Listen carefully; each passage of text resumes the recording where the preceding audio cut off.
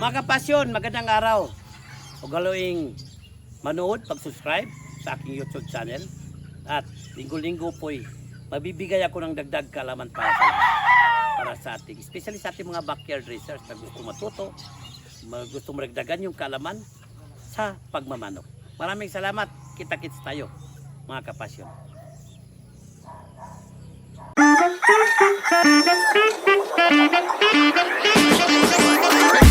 Magandang araw mga kapasyon.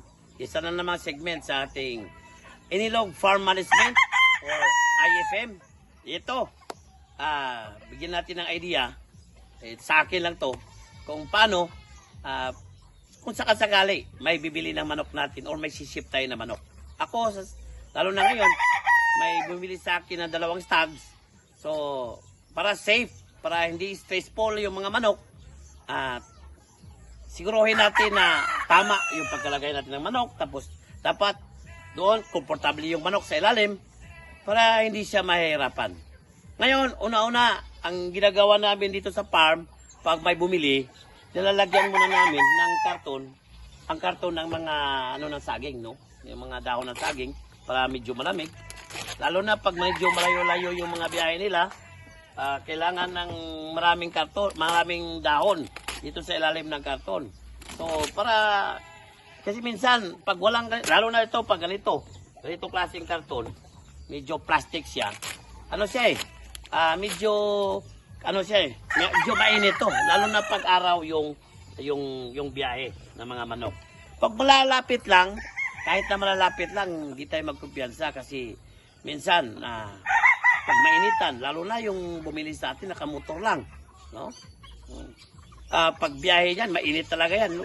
Pag yung mga bumili sa atin, may mga sasakyan, wala tayong problema dyan dahil yung mga sasakyan na may mga aircon, so walang problema. Pero pagdating sa mga nakamotor lang or minsan sumakay lang ng habal-habal para pauwi, yan. Isa to sa mga ginagawa namin dito sa farm. Una, bibigay kami ng Romox Steel. No? Ito Romox Steel, pang anti-stress, depensa, kung sakasakaling may problema yung manok, may mga, yung natin alam, may iba dyan, may mga nasa loob na, pero hindi pa lang lumalabas, wala pa lang simptomas, lalo na, pinaka-common sipon talaga. Pagdating doon sa kanila, yun, may problema na, may tumutulo na. So, dito pa lang, nagbibigay kami ng pang-plasing na Romox Steel. Isang tablitas lang, no? Tapos, right after nyan, ilamusan namin sila ng kunting tubig para hindi sila mainitan, lalo na sa ilalim, dito sa mukha. Hindi na kailangan na mag-spray pa. Tapos yung iba, dito sa ilalim ng kapa. No? Alam naman natin na yan ang mga pinaka-mainit na parte sa katawan ng manok.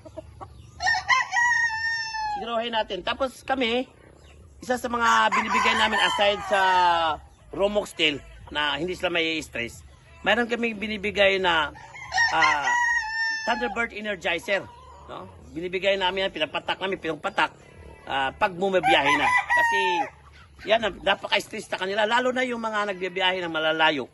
Especially, kakarga pa ng barko. Isasakay pa sa aeroplano. Yun ang mga pinakamatagal. No, sa akin, pag biyahe ng mga ganyan, hindi na ako magkukumpiyansa. Hindi ako magbibiyahe ng umaga. Kasi pag mayroong delayed sa mga flight, ako, trouble. Na-experience ko yan. Namatayan ako ng manok during shipment. Dahil madaling araw siya dinala namin, kaso na-delayed yung flight. Pagka-delayed ng flight, pagdating doon sa cargo, hindi pa agad nakuha, problema. Ako, sa karanasan ko, mas maganda, mga 6 o'clock hanggang gabi, pinakamaganda yan. Walang problema. Kung may delayed man, malamig ang panahon, hindi mainit, kaya safe para sa ating mga manok. Ito, papasok na natin dito. Yan, ganyan pagpasok. Tapos yan, ilalagay na natin siya. Ilalak natin para siguradong hindi makawala yung manok. No? Tapos, hindi pwedeng mag-ship ng ganitong karton. Pang dalawahan siya, dapat 2 manok ipapasok natin. Tingnan natin yung isa. Yung isang,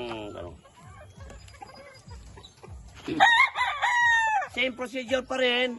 Dapat kabilaan sa loob ng karton, malagyan sila ng saging para malamig sa kanila, no? Even though sabihin natin malayo or malapit, safe tayo.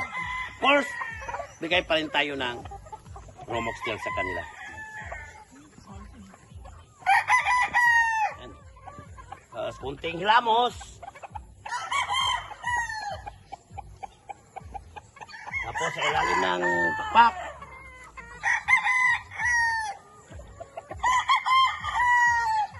At pag sisip na talaga, bibigyan ulit namin ng electric, yung Thunderbird Energizer.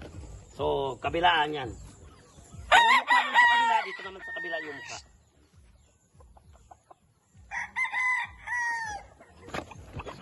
Yan, pantay. At least, pantay yung pagkalagay, tapos safe. Pag mga itong karton, napaka-safe nito. Pag umuulan, bumibiyahe, pag mababasa, walang problema. Pag karton lang na plastic, yung karton na common na karton, pag mabasa, delikado. Masisira yung kapitan, malalaglag. Na, problema na sa shipment ko yun. Baka doon pa lang sa airport, nag-uumpugan yung mga manok kasi nakawala. Dahil pag mabasa yung karton sa ilalim, delikado na. So yun, isa sa mga tips na ibibigay natin ngayong ligong to sa ating IFM, Inilog Farm Management. Maraming salamat po mga kapasyon.